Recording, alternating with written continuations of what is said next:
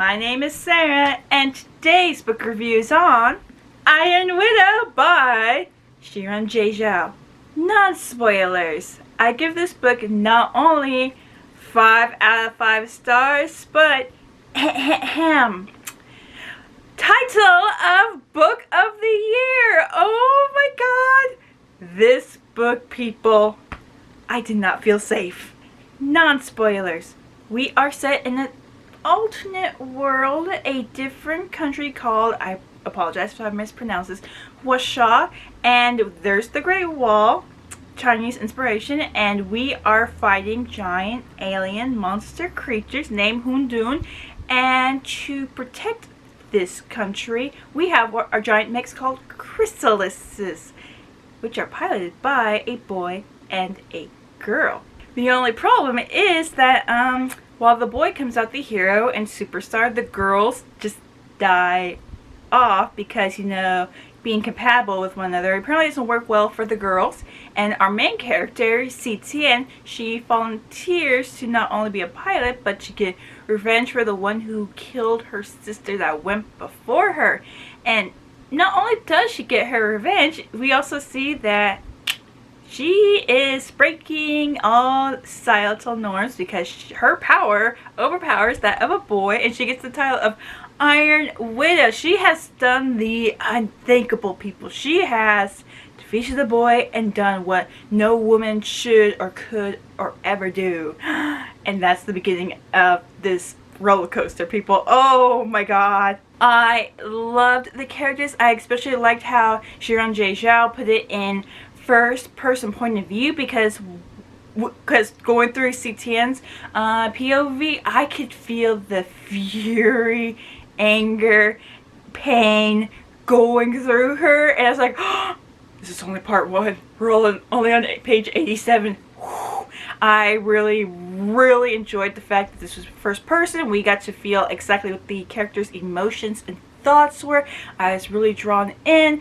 This world is really lush with lore. I love the world building as well. We have like a cool mix of old and futuristic sci-fi new. I loved our boys. We have her partner Li Shimin, who everyone thinks is this terrible, evil, bad person, but when we meet him and actually get to talk with him, my mama bear instincts kicked in, where it's like, none shall harm my child. And then we have Yishi, who is kind of like, you could say, a childhood friend of Si Tian, but they had to keep it, you know, in secret, because a boy and a girl meeting in secret doesn't really end well for the girl in this world. But then he also follows her to the Great Wall, and yeah, he says he loves her, but he's like inspired by her as well, and he's willing to support her and Li Shimin. I enjoyed the other characters that pilot the chrysalises. Some I hated to their guts, some I was like terrified, but it's like, oh my god, thank you very much. And just like, oh my god, I loved this world. I loved the characters, the situation that they are put in. I felt like there was no plot armor whatsoever, so everyone was in a life or death situation. And then that end, people, that end where my brain shut down and I had to do the redial with the AOL sound boot, and then realize, is there a book 2 coming out? I was like, I am not safe. I feel attacked. I need to lie down. And then I need to find out when the release date is for book 2, people, because there's definitely a book 2 coming out. And yeah, that's as far as I could get into non-spoilers. As you can see, oh, this book had me going. I was scared. I was afraid. I was angry. I was happy. I was depressed, I was sad, I was crying, and then just like Si Tian, I wanted my revenge so much. And all in all, this was a good book. If y'all people enjoy robots, mech fights, anime, and book form with an old ancient Chinese feel to it, as well as Chinese inspirations with the mythologies, because that's the basis of the giant chrysalis mechs. And if you just want to see a character just literally go against the world and come out victorious and just be like, welcome to your nightmare, Iron Widow, people. Iron Widow. And also, I will leave Sharon J. Xiao's YouTube link down in the description box down below. They do wonderful content. They started out with the talking about the 2020 Mulan and just took it off from there. They are awesome. They also released the cover and release date for their actual other book. It's basically Percy Jackson meets Yu-Gi-Oh! Which thank you very much. I never knew I needed that in my life, but now I do, which comes out, I believe, in May next year. So I'm so looking forward to that, as well as the next book to Iron Widow.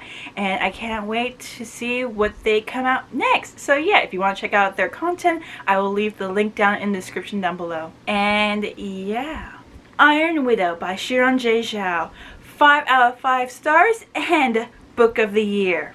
Bye, non-spoilers. Shoo.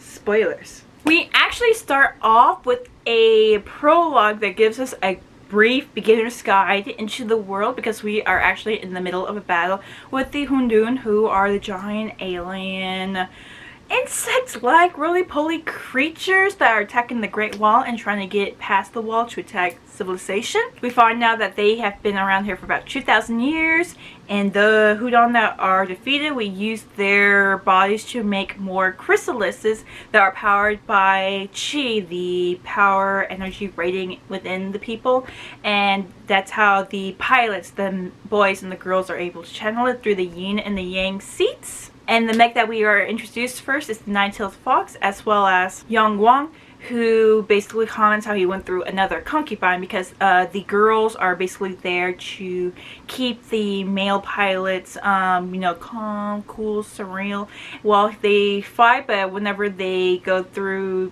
like different forms, because yes, these mechs transform into the final form, they kind of pull off more Chi from the girls. So basically Young Wang mentions how he went through another concubine because he knows that when he dislinks from her, she's gonna die, but it's like the battle must go on. And that's how we are introduced to this character, as well as the basis on how this world operates. And we begin chapter 1 with Citian talking about how this unibrow that's been saving her this entire life is about to be plucked by her friend Yishi, and that's because she, unknowing to her friend, signed up to be the next concubine pilot, hopefully to Young Wang. And the first thing they need to do is get rid of this unibrow because it's not ladylike. And this is where we also find out her motivation to join the military, because of course her family wants the money and everything so they can get the money to buy a bride price for their son, but mostly because she is angry that her sister, her older sister, was killed, not by battle, she'd still be mad about that, but by Young Wang before battle. So not only did they not get the, you know, military compensation, what their family is like very, very disappointed about, because it's obviously their daughter's fault, but Citian is just furious that someone would kill her older sister. So she knows that if she's gonna kill Young Wang, she has, you know, committed to this. She knows she's gonna die, the death of her whole family. She's like, screw them, y'all didn't care for big sister, I will get her revenge. And of course she does mention this to Yishi. He is not happy about this because, you know, they've been together for so long. He has that friend slowly coming over to possible love relationship territory feel to him, that he does, you know, show up the next day to try to buy the bride price for Citian to save her because he is a rich boy. But she gets mad, offended, and says no. Besides, all of this stuff would happen. Basically the father of Yishi would not really say yes to her being the bride, to the wife, or just be a concubine, and she does not want to have the kids, and she just doesn't want resentment and everything. She just knows that this would not work out. We get this moment where we find out that Citian's feet have been footbound since she was the age of 5, and she's, in words, have been walking on daggers her entire life, and she feels like, you know, how this like binds her kind of freedom, also binds her to a husband if she were to get married, and she sees how this has run in her family for her mom and her grandma. And she's just like, it just builds up. This is another thing that builds up this anger and fury within her, because we see her referring to her bound feet. Like, if they weren't like this, then how much freer would she be? And she compares it to other people, because we are in a village near the Great Wall, which are close to the Wrongdi people. They are a group of people that are part of different tribes that people on this side of the wall see as uncivilized, but she's like always like wondered how can the women over there be so free, especially not footbound. And they would always say, you know, being footbound is more like the classy civilized thing compared to the Wrongday women that run wild and everything. And CTN just kind of looks at them through different eyes. We also get a PR introduction to the Vermilion Bird, because we have the nine-tailed fox, and while CTN catches her dad, grandfather, and brother watching through like a pad, because again this is like old village with slightly new technology that the men are able to use, and we see the Vermilion Bird, which is like the best mech, but piloted by the most dangerous person, which is Li Shimin, who everyone knows was a death row inmate for killing his father and brothers, but his date was postponed indefinitely because he is the most powerful person. He has the strongest spirit pressure. Flashback. And he can pilot the Vermilion Bird, and with him we have a possibility of defeating the Hundun, so that is kind of, you know, important. And we get a brief feel of how CTN feels, because she, like, the public thinks that why would they still have him since he did this horrendous act. After the failed attempt of Yishi trying to buy CTN's bridal price the day that the military is supposed to pick her up, they take her to the Great Wall, which other girls are being tested for their spirit pressure, and we see that CTN's is beyond exceptional to where she could be a good match for Youngwang. And of course some girls aren't having it. They're smack talking CTN's, trying to keep it cool, making sure her hairpin that she kept with her that's saying a family heirloom is actually the dagger that she's gonna use to kill Youngwang. And one girl just like gets a ball in her face, and then CTN reminds her that Youngwang wasn't this great and powerful person that we know in the press. Remember, he was a poor dude just like us, and she's trash talking the dude. Girl's not having it, so we're about to have a cat fight. Then in the shadows, we hear someone comment. It's Youngwang, who heard everything, and he is amused by CTN, and he's like, I will have you as my concubine. So yay! Step 1 to revenge plot complete. Let's see how the next one goes. We are left alone with Youngwang, and CTN's like, okay, I know that the only way how I'm gonna get to him is when he's asleep, so if I have to be his plaything, which all her life she's been told, you know, don't give your thing away because it's evil, defile, and you are a terrible person, horrible person for doing such a thing. But she's like, if I have to do it, then I will do it to get close to Youngwang and get my opportunity to kill him. And here he is, sweet talking her, everything vulnerable. Oh, and then we get a Hudon attack, and that's when the realization clicks in CTN, and she's like, I'm not about this life, and she tries to get away, but then Youngwang catches her, bounds her, and drags her to the Nine Tails, which is outside his tower, and he forces her to link up, and wow, the links, when you are linked, you feel everything. You feel emotions, you feel memories, you are basically two minds melding, and the best way how I can describe when CTN wakes up is reality marble, people. We are in a world created by Youngwang, and it is scary. We are in a swampy place, a little boy is calling for help, and these vines and everything are trying to suck CTN in, and she's trying to remember why she's there. So that's like another way how the boys get control of the girls and start using their chi. And she realizes, because she's hearing all these other girls screaming, that the girls that Youngwang has gone through, and she sees that those sweet honey words that he told her before were the same exact words that he told her. So rage ensues. She breaks free, she catches child Youngwang, and she's like, I'm gonna kill you.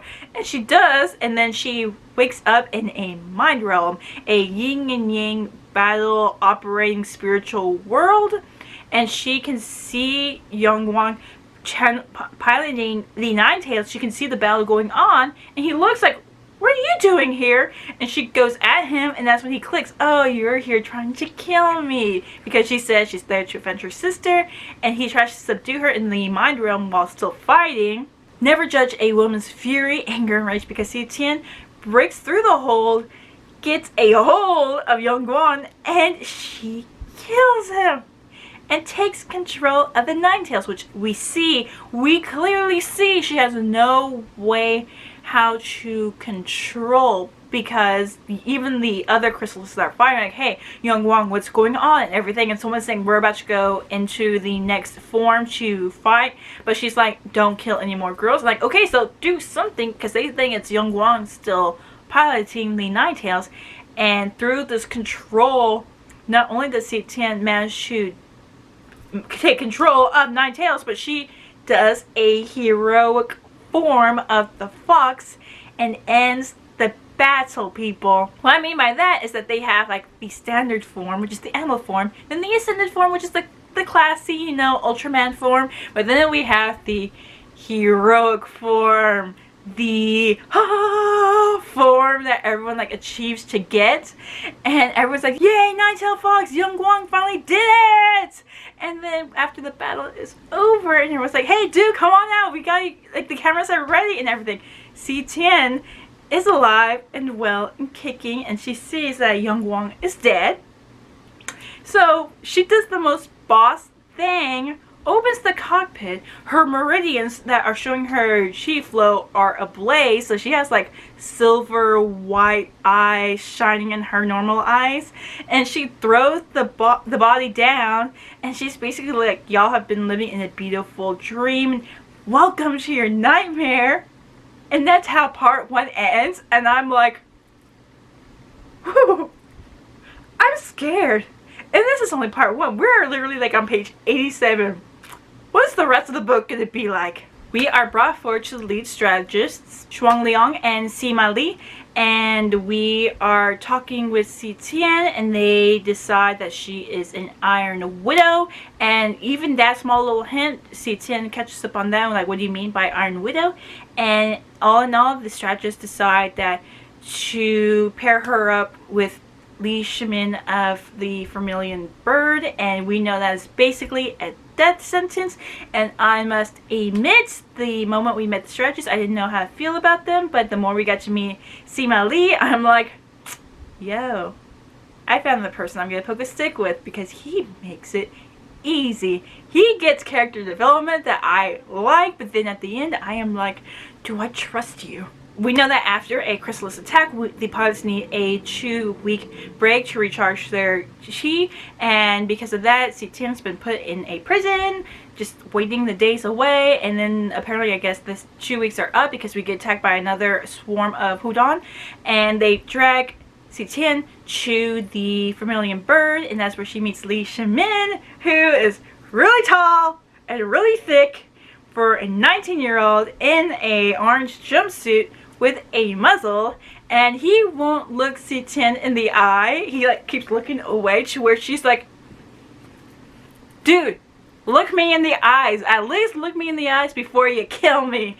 And it's like, I don't know why, but why my mama bear instincts kicking in? The soldiers put Si Tian and Li Shimin into the yin and yang seats, and they activate the chrysalis, the Vermilion Bird, and his mind realm is a little different than Young Guang's, because it's basically a big burning inferno full of daggers that Si Tian has to literally claw her way out, and there's these birds everywhere with strange screams and everything, and she realizes they are all screams of girls as well, and these must have been the girls that were paired with Li Shimin. But she manages to get control. She flies up to the hovering island in the sky, and there's a Li Shimin just like sitting there like, why haven't I died? And she basically Spartas his ass and kicks him down, and wakes up in the yin and yang mind realm, where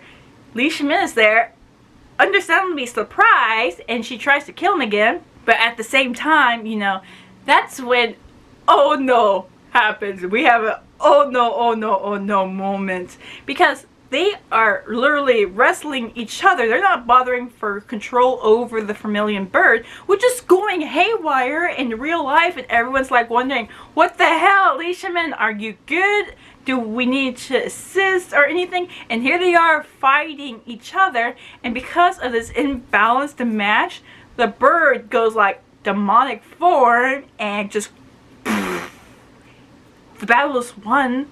But that was shown live streaming because they, of course, live stream these battles. And C10 survives. Lee Shimin doesn't realize that she's alive until she calls out, and he's like, Pikachu. And he helps her get out, and they just like see the destruction that's laid about. And it's like the vermilion bird, not looking best for wear. The best thing I can describe how this attack wins is, I believe it was maybe episode 2 of an old anime. People might think it's old, but Aquarion, aka Genesis of Aquarion, when Apollo loses control for a moment and the robot, the mech, just does a full blown out attack and not only takes out the enemy but just does heavy damage. That's the best I can describe their linked together for the first round, people. Wow, two powerful minds sometimes don't think alike. We are brought back again, apparently, to the strategist, and we find out that C10 had scored a spirit pressure of 18,000, while Lee Shimin is 10,000. And everyone's like, okay, apparently y'all are very imbalanced, but we need to make y'all work together. And because of this, they feel like, you know, y'all two need to be roommates so that Lee Shimin can be the husband and control the wife, which C10 is not having about. She is mad and everything, but at the end, they are put in a small, cramped bunker / prison together, and that's where we actually get to talk with Lee Shimin. And like, he is really awkward around C10. He mentions that he has medicine in his cabinets and everything for her to use because she has not cleaned her foot binding wrappings in 2 weeks, people. And he's offering her some clothes. He gives her his bed. He tries to talk a little bit with her, and I guess to break the ice, he explains why he killed his brothers and father, and that's because he's half Rongdi, and because his dad was over on this side of the wall, you know, he took him in. He was being a good son. He was, you know, rising to the challenges. He would have been exceptional and everything. And there's this one girl that he liked, and she liked him, and they were just like close friends. But his brothers found out, tried to do unspeakable things, and he killed them. And before he can explain anything, he killed his dad, who's gonna come after him. But C10 also accuses him of killing all these other girls because she realized that he is aware of their panic, their fear, their desire to live because they are linked together, and he can feel them slowly dying, so she still accuses him of that. And this is where my mama bear instincts become activated because Lee Shimin, he's a cute little puppy. He's adorable. He's precious, and he must be protected at all times. And we have a PR stunt to do some cleanup, and Sima Yi is here with us because he's there to be their new coach. They're homage to our Pita and Katniss. And Lee Shimin apparently needs glasses, and CT was like, why didn't you have them? And here's Sima Lee that's like, you know, oh, because someone found a way how to sharpen the lenses to be daggers to protect the guards. So I guess if you're gonna be good and everything, I can talk to them and telling you keep them, but please don't be killing everyone. And then he looks over at CTN. Don't look impressed! And I'm like, poke, poke, poke. Sima Yi, you're making this too easy for me. We're doing our little thing. We're getting the snaps. We're getting the shots. We're doing the ooh la las. And then we go to the cafeteria to, you know, get some food. And, you know, everyone's there. They have their own little tables, their own little cliques, which I know people have problems with this film, but y'all remember Great Wall, right? That's what it kind of reminds me of, the color scheme, how we can tell who is in whose what profession. That's the thing I liked about that movie. Everything else, and so we see which groups are where, and we also notice the pilots because they're wearing their armor as well, because as pilots you have your armor that helps you link up to the chrysalises with little complications.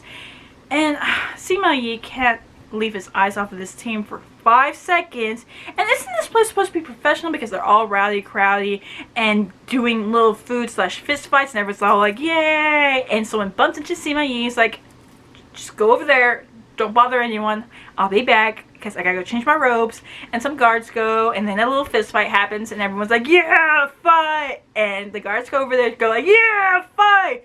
And here's Li Shimin and Tian's like, we're just gonna eat in silence and peace, think about what's gonna happen next. And I feel personally attacked because why? Why is our representation of the dog either scheming like Shiguri in Fruits Basket or gets killed off round 2 by the rooster like dog in Zodiac Wars? Because the pilot of Sky Dog, which I found out is an actual thing, which is like really cool, but no, he just shows up to our table uninvited, doesn't get the hint that we want to be left alone, and he realizes that his words aren't getting to Li Shimin, so he targets them to Si Tian, and he's just asking for a white fight that, you know, Li Shimin does answer, and they have their own little fight, and the guards can't get to them to stop them because all of the people in the cafeteria are like, fight, fight, fight, fight. Oh, well, Si Tian is like, wow, interesting. I was like, I'm glad you're enjoying this, girl, but we're about to get in trouble. Sima Yi is gonna yell at us for not being able to take a slice of us for 5 seconds, and it's the dog that's getting beat up because he's being stupid. Things smell a little fishy because even Li Shimin's like, hey, wait, what's going on? Because the guards arrest him and take him away, and Si Tian is left alone in the bunker cell by herself. And that's when we find out that this kind of was staged to get Li Shimin away from her, because the pilot for Headless Warrior, who is really, really good friends with Young Wang, tries to kill Si Tian. But luckily, the one person that smelled out, the other person that smelled out the fishiness was Yi Shi, because he managed to get into the Great Wall as a strategist, and he saves Si Tian, beats up the warrior, the Headless Warrior pilot, and he's there to comfort Si Tian and be there as a friend if she doesn't want him as a lover. He's like, fine, cool, you inspire me inside, and I will be there if you need me. And he stays there with her all through the night until Sima Yi is like, yeah, Rich Boy is gonna be here helping y'all. Li Shimin here, introductions and everything. He helped save Si Tian. And while we were in the cell with Yi Shi and Si Tian, he went complete fanboy because he did his research on Li Shimin. He even showed Si Tian like a photo of Li Shimin's calligraphy. He's like, look at this! And when he meets Li Shimin, I'm with Si Tian's like, because there he is, he's talking to Li Shimin. He's like, oh my god, big fan, everything. And Li Shimin's like, I don't know how to feel right now. We do get some brief moments of them training, especially, you know, ice skating and everything. And we also found out that Li Shimin knows a fighting style is similar to, you know, the air nomads, the circular movements, which some people don't like because, you know, you're always getting behind your enemy and that frustrates them. And we also see that Sima Yi is just trying to get them to work as a couple, basically Si Tian being there to support Li Shimin, which she's still fighting off, even though he's trying to be, I guess you could say, more friendly towards her in his actions, even though he doesn't speak that much. And Yi Shi also gives him an upgrade from the prison cell bunker to his place, and they're all there. We're trying to get this team dynamic going, and Si Tian and Yi Shi are having moments that, you know, they're trying to figure out their emotions towards them, because they still know that they care for each other. They still don't know if it should go towards the territory of love interests or still stay as friends. And because Yi Shi is also working with Li Shimin because he has a drinking problem, he is a real alcoholic, and we know that he's missing a kidney. He's really there to also help him detox, which we find out how serious it is because he goes through an episode, and even Sima Yi is really afraid because he kind of raised and trained Li Shimin until he was put somewhere else, and he's like wondering how could this have gotten so bad, which we get our answers because the Hunan attack and the strategist in charge of that territory, on Lushan uses a bottle full of alcohol to control Li Shimin, because we get the idea that he was the one that made sure Li Shimin became an alcoholic so he can control him. And it's like, we are nowhere near our, well, we're kind of close to our 2-week recoup, but Li Shimin is not in the best way to pilot a chrysalis right now. And he's like, fine, we'll tribute him, which basically means send them out to die. And Sima Yi is like, I'm not having this. Rich boy, grab her. And they run, and this is like, oh my god, I love this scene so much, because the guards don't know what to do because both strategists are calling ranks, and here they are running, and Sima Yi is like, you can't shoot me, I'm from Central Command. Yishi, you can't shoot me, I'm rich. Me, you can't shoot me, I know your secret. Oh wait, I thought we were all shouting the first thing that came to mind. But yeah, they shout that, everyone's confused, don't know what to do, and they manage to go to a tower where no one can get to them, and we find out that's White Tiger's tower. And wow, White Tiger team. The pilots are Yongjian and his concubine, his only concubine, Dugu Xiaolu. And first of all, Xia Tin has her fangirl moments, and she realizes if we need allies, because Sima Yi can only do so much, so we need someone here who is tied to land, and that would be Xiaolu and Yongjian. And the best way is to form allies. So after the Hundan attack ends with White Tiger taking care of everything, she's like, okay, I gotta go say hi. So we go say hi to Xiaolu. Even I'm like, is she friendly? Is she friendly? I don't know. I don't know how to feel. Do I admire her? Do I fear her? And Xiaolu does not like Xia Tian because she linked with her pilot, with Yongjian, who I guess is a relative of Yang Guang, but their relationship was me. But she said that her pilot thought of her in their link, and she was mad. And stay away from him! And I'm on the floor with Xia Tin like, what does that have to do with me? And she just storms out. It's kind of awkward in the bathroom. Then we meet Ma Xiaoyang, who is the concubine pilot for Black Tortoise. I'm like, okay, we know Yellow Dragon belonged to the Emperor that's been gone for 200 years because of a thing called flower pox. We have Vermilion Bird. Okay. Now we have White Tiger. Okay. I know it's not Blue Dragon. I know it's not Osiro Dragon, but I think we can add Yellow Dragon to the mix. And now we have Black Tortoise. All comes around. And her pilot is Xu Yongshang, and apparently they're a different kind of pair do, because they work together, but her pilot sometimes sees his other concubines because she has had kids with him. So I was like, this is a good idea, especially with the military. But we find out that Xu Ying is a really nice person, and she just wants to talk with Xi Tian, so we kind of strike up a friendship with them. And as we're trying to figure out our next step, because we know how dangerous it is to go into battle and how the military might get rid of them, especially when they reach their age limit, because for example, Black Tortoise team, they're 24 and 23, and a pilot's lifespan is supposed to be up to 25, or the military get rid of them. And that's when she remembers that the pilot back then who used to pilot the Monkey King exceeded his age because he became a superstar, and the best person we know in the media is Yishi's father. So we have to make a deal with him that if we make him money, he pulls favors to keep them alive. And he's like, okay. He doesn't even talk to them. He leaves a voice message, but he's like, okay, but first y'all need to prove to me that y'all are worth the investment, which I'm like, asshole, but understandable. And while Xi Tian is thinking about this and they're still doing their ice skating practices, Li Shimin goes for a little bathroom break, and Sima Yi is like, hey, come over here. Why aren't you, comforting your man and everything? And it's like, wait, are we having this conversation? Because he's like, I know you did with Young Wang and everything, but you need to do it with Li Shimin to help him calm down and everything. She's like, I never did it with Young Wang. It's like, you're still a maiden? And I'm like, Sima Yi, are we having the Devil's Tango talk right now? And are you saying that y'all need to hurry up and get it over with? I'm like, no. Let me go change my stick into a bat right now, because we're not having this conversation. And apparently Li Shimin overhears everything, and because he also hears Xi Tian saying, I don't even like him. It's that awkward moment, and Sima Yi's like, dude, this is your fault. Don't back out. Don't back out. Be responsible for what you have started.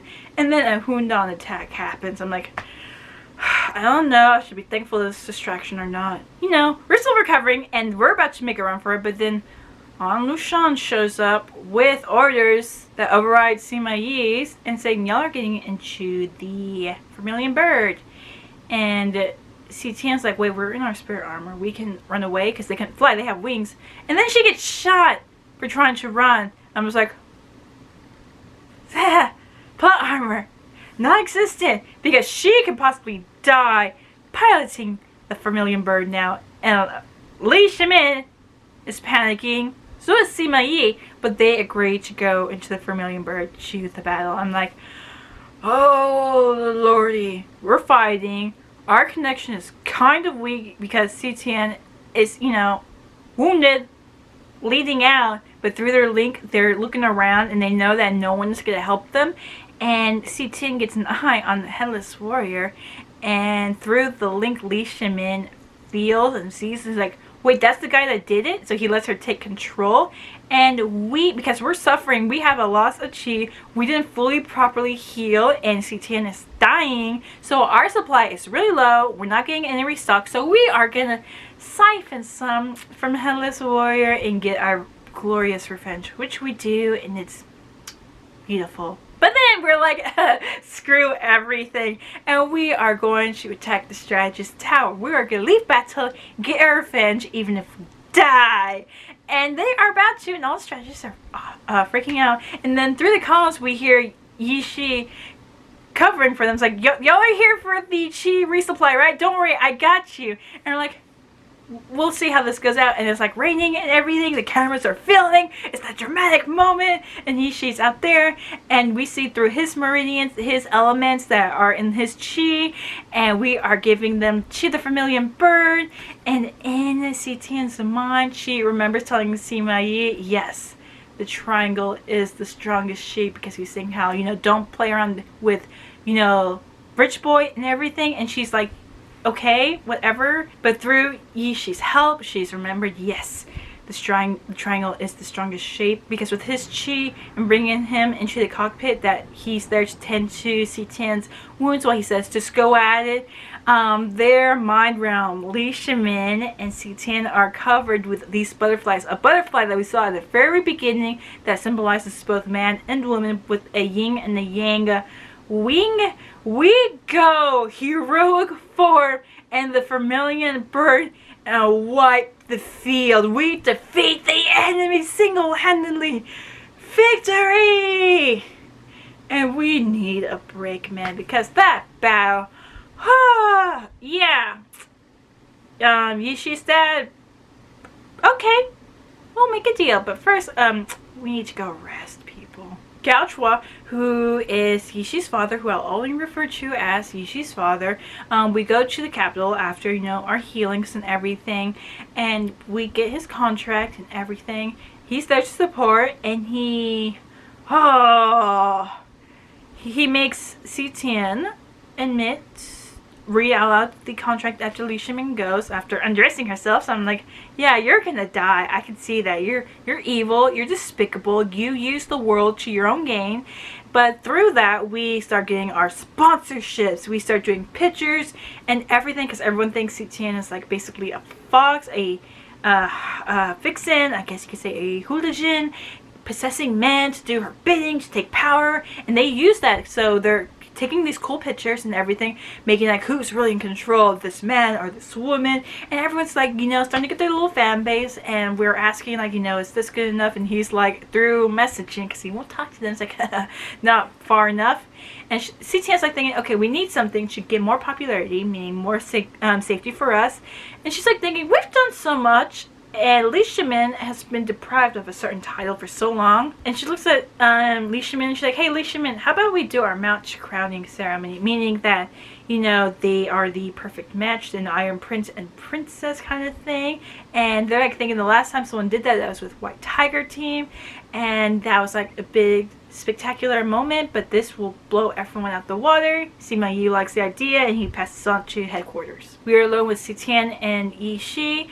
They are having their moment. They realize that they really do care for each other, and Yi Shi points out that love is a bigger thing than confined to one person, so she also gets the feeling that, you know, the way how he looks at Lee Shimin, she understands that very much, but she loves him, but she also like cares about Lee Shimin as well. So their love, the poly relationship begins. It is very clear that they all love each other, but they are not bound by emotions that would lock them into one person. They love all, and they love all each other equally, and it's like, oh, it's beautiful. And then we also find out after they're linked a few times that Si-Tin's been having memories of Lee Shimin, and that's how she has this rage and desire to get revenge on Lushan, because she found out how he gave Lee Shimin this addiction, and she's feeling it and everything, and it just angers her so much. So we have someone on our kill list. We gotta pick up the other pilots, which everyone's like, we could have gone by ourselves. So we have all 3 pilots together because Kualo is half Rongdi as well. Her and Lee Shimin have like a little moments, like, you know, batter against each other. And Black Taurus pilot Shu Yongsheng, he does not like Rongdi because they attacked his people, but even CTN's like, that's a different tribe of Rongdi. These 2 people, Lee Shimin and Kualo, they're from a different tribe. And Xi just tries to cover up her man and everything, and then CTN's like, here's a former monk, shouldn't he be all more forgiving? And then, oh, my heart goes now to Kualo because she like looks at Lee Shimin and she calls him Khan. King, and she's all cool now with C10 and everything. I'm like, oh, I should not have doubted you, my queen. We make a pit stop at C10's family's place, you know, for more publicity and pictures and everything. And we have this weird confrontation with her family that the girls over here. So Xiaoling says basically, you know, it's okay to forgive and everything. They are your family. You will need them later in life. While Kualo's like, yeah, that's gonna come back and bite you in the ass. And C10's like, sees the conflicts. So, but Kyolo does make a really good point that, you know, she did the same thing until everyone just kept pulling more off of her. That she's like, you know, I don't need y'all in my life. I'm not gonna let this be power over me. And that's kind of good advice. So we're kind of conflicted. Do we go with Xia Ying, who says we need family in our life, while Kyolo says cut them from your life or something bad's gonna happen? We do our match crowning ceremony, which Lee Shimin finally gets his title that's been deprived of him as King of Pilots. So yay, everyone. Sima Yi's being proud daddy moments, like, I remember when we first found him. Okay, it's your turn, going. And C10's like, yeah, here, wipe your eyes. And C10 gets crowned as the one true match, and everyone's like, yay. It feels like a wedding because everyone's dressed in red and everything, and they have their night together, Lee Shimin and C10, and she says she does care for him as well. He's like, well, what about you? She's like, he understands everything. There's not gonna be any jealousy or anything because I know that's what you've been worried about. And they have a night, it's wonderful and everything. And then something clicks, and that's when the conspiracy falls in. I was like, we found out that the girls can sense each other's spirit pressure. So like, if it's understandable that we can sense spirit pressures, then why do the girls who have commendable spirit pressure still keep dying with the boys when they go into the chrysalises? So we're like, are they being purposely paired together with the wrong spirit pressure? If we could find the right ones and have more one true pairs, like, what's going on? The night before the final push to retake fallen territory to the Hunan, we captured on Lushan, and he spills the beans. It is the yin and the yang pilot seats. The seats that the girls are put into is meant to dampen their spirit and neural connection, meaning that they have a right to share control over the chrysalis, while it directs basically their entire chi flow to the guys. So the guys are using them as batteries, and no one knows about this except for the military. It's like, so y'all could purposely have more one true matches to push the Hunan attack away, but instead y'all choose, because y'all are afraid of what could happen with an imbalance of the girls having more power than the boys, y'all are purposely sacrificing these girls who have been trained all their lives just to serve men. Well, we get our revenge because we killed this dude. We have a confession recorded. Yishi knows what to do with it, and the night before we begin the attack, everyone lights paper lanterns, they do their prayers, so they do their chants, and we have a moment where Yishi's basically like saying, Lee Shimin, come on, come on, let's just do this, man. And Shimin looks at Sitian, she does the triangle, and they're like, to hell with it. They confirm their love, they bring in Sitian for a group hug. We love all, we love each other, we are one for all. Triangle, people, triangle. And then we prepare for battle because we're all there together, because everyone's like, yeah, Yishi should be there as well for, you know, how he helped y'all last time. Everything is sus because it's quiet, everything. We're making it to the Hudon nest perfectly. And then we see a nomad with a different dialect, but Sitian realizes that it is one of her distant ancestor bloodline relatives because they were part of the same territory. And he has a scroll asking, are you here to cure the emperor? So y'all remember the emperor that's been gone for 200 years because of the flower pot? Tolos believed that he had frozen himself, and they have been waiting there for 200 years for a cure, and they're like, wait, he's here?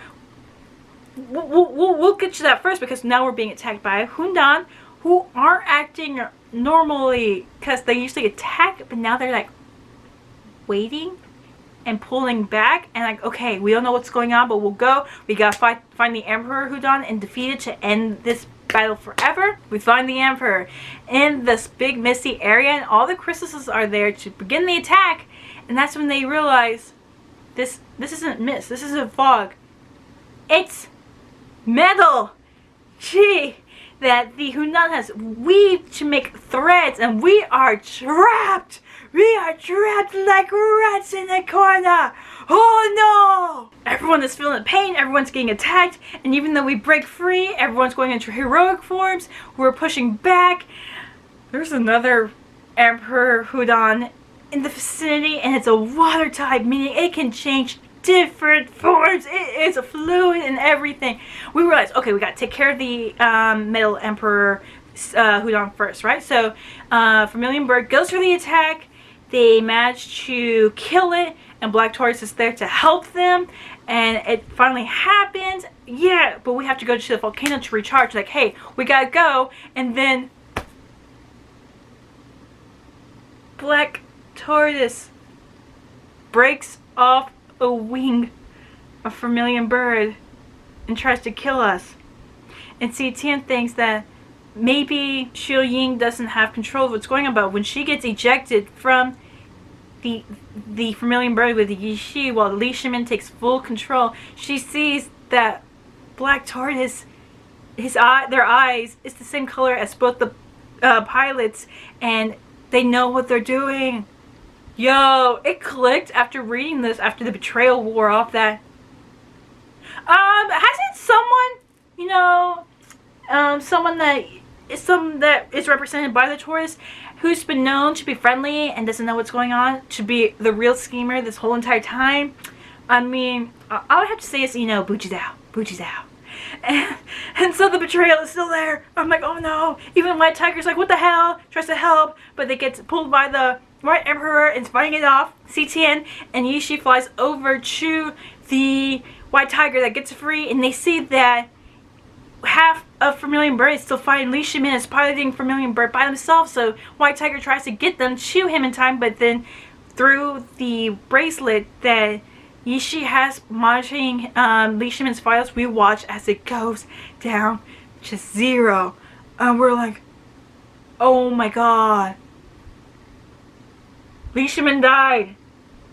And no one can stop Taurus because of their elements with their chi. And it's like there's only one person that can fight them. And so Sitian taking this med pack, as well as getting some chi energy from White Tiger, goes to find the nomads who've been waiting there still. And she says she knows that they can lead her to the Emperor, the Yellow Dragon, which they do. And we find them, he's still there, alive but barely. And Shinshin, the Emperor, wakes up after Sitian not only gives him the injection, but it's like, your thing can be cured all the way, but I can make sure it doesn't come back, but I need you to switch seats. And it's like, how dare a woman's like, hey, you've been gone for 200 years. This is what's been going on. No one knows this. No one remembers this. And he's like, 200 years? And she's like, yeah. He's like, okay.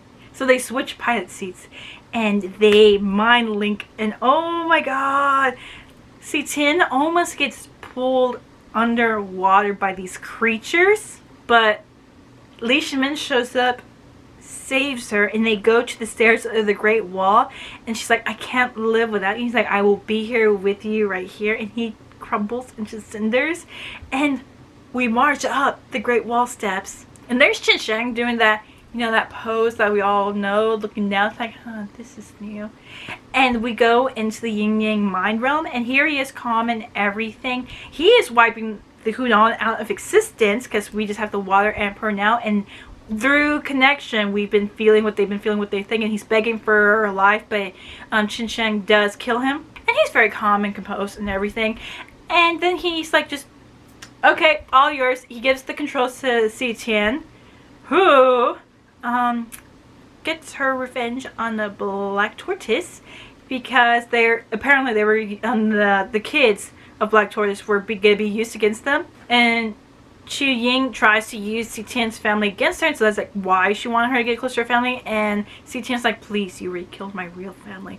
And she kills Black Tortoise, and she announces, because they don't do the video, but she's in Yellow Dragon, so, you know, yes, I'm alive, and she tells the truth of what's going on. She gets rid of the military connections between them and the Chrysalises, and with Qin Sheng, who is asking, like, so is this really true? And she's like, yeah, no one remembers you. If you come back now, they'll just see you as a celebrity. They won't be in awe as you as the previous emperor, because he finds out you want to take over the world. And she's like, yes, either the sages and everyone will continue running things and everything will not go as well, and they'll just stay the same, or I can take over and the world can bow to me. And he was like, I got your back. And we go back to the capital, and we go to the Palace of Sages after we wreak havoc. And of course they have Si Tian's family thinking they can use them, and she's like, you're in my way, and she destroys the whole place. She is with them, so his father shows up, being smug asshole he is, and like threatening her with the video, and she's like, let me out. And he is letting out, Si Tian lets him out, and the father's like, oh, my son. And then he shoots him down with a chi blast, because we know that Yishi does not like his father. He is threatening the people that he loves. And so he's like, you gotta go, because he managed to put on some spirit armor of Vermilion Bird without anyone knowing. And so with that, he channels his chi and kills his dad and basically says, bow down to our empress and welcome to the new order. And I swear to God, I wish this is how it ended, where Qin Sheng is here, he's in a new world, he doesn't remember, and he's there with Si Tian, so they will be together with Yishi to rebuild this world in their image. We will probably more Li Shimin, and we will find out where to go from here on out. But to finish things, we go back to the battlefield, where White Tiger says, they came, they took him, and we're like, what? Who? And they're like, yeah, the gods, the ship came out of nowhere and took Vermilion Bird's head, and even Qin Sheng's like, the gods have never came for me for 200 years, so why are they here now? Because there are gods that we worship in this world. And Li Shimin connects in with Si Tian and Qin Sheng. He says, this has all been a lie. I've been going through the old files that survived at the Palace of Sages. There are these files saying that humans weren't here. We came. The Hunans were the natives. And then it cuts off to this. Dear Wu Si Tian, if you continue with your drastic actions, you will give us the heavenly court. No choice but to intervene. However, we recognize your power, so here is our offer. If you do our bidding as the sages did, we have ways to bring back what you've lost. But if you defy us or reveal the truth, you will lose everything. And then it cuts to a tank with someone inside, half alive but still alive, and it's Li Shimin. And we ended up with Si Tian screaming.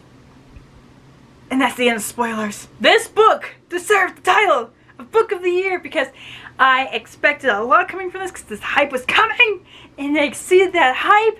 And that cliffhanger, I did not see coming. The betrayals, I didn't see coming. I should have seen that. Booch out. Booch out. My queen Xia Lu never betrayed us. Her man's like, okay, I'm there with you. We have Yishi. We have Si Tian. Like, we don't know what's going to do, but we have now the Emperor, Qin Sheng. Things are going to be interesting for him in this new world order. And now, oh, we the aliens are getting commands by our gods, the heavenly courts. And they have Li Shimin, and we are going to be forced to do their bidding. Y'all, Y'all, if we're going through the same kind of theme, I'm guessing the next book's gonna be called Iron Demon, but next thing is like, we're gonna be conflicted whether to do what the Heavenly Court, what the gods want us to do, or if we defy.